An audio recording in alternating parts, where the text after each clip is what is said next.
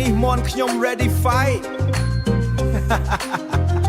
តែចុងក្រោយលុយអស់ទៀតព្រឹកឡើងខ្ញុំដើរចូលវងមុខសង្ហាដូច rapper ក្នុងសងមិត្តខ្ញុំស្រែកថ្ងៃនេះឈ្នះខ្ញុំញញឹមលុយចូលពេញផ្ទះខ្ញុំញញឹមលុយចូលពេញផ្ទះមន់ខ្ញុំឈោមើលឡើងកាយដោយ Bruce Lee មិនខ្លាចសោះបាទតែចូលជុលមិនខ្លាចសោះបាទតែចូលជុលបានតែ3នាទី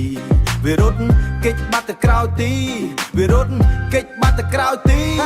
ចូលចាញ់ក៏មិនខាត់បានស៊ីលុយអស់ហើយនៅសប្បាយគេ free មកធ្វើខ្លាំងដូច Mafia King ចុងក្រោយញ៉ាំមីកំប៉ុងវា chicken wing ខាងដែរចូលចាញ់ក៏មិនខាត់បានស៊ីមិត្តភក្តិសាយលើពេញ TV ទូទីលេខ្ញុំដើរធ្វើ cool មិនអោយអន់តែអត់លុយសាំងជីមកឡប់ផ្ទះ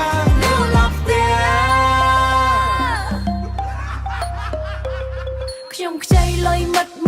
100ខ្ញុំថាសងវិញកុំភ្លេចណាយខ្ញុំឆ្លើយថាឈ្នះខ្ញុំសងភ្លាមតែចុងក្រោយខ្ញុំបាត់ដោយស្ទៀមភ្លាមតែចុងក្រោយខ្ញុំបាត់ដោយស្ទៀម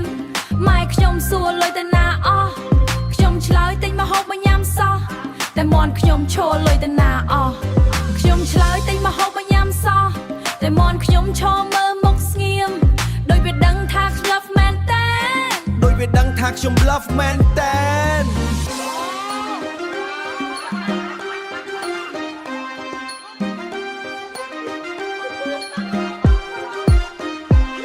ចូលចាញ់ក៏មិនខាត់បានស៊ីលុយអស់ហើយនៅសប្បាយគេ free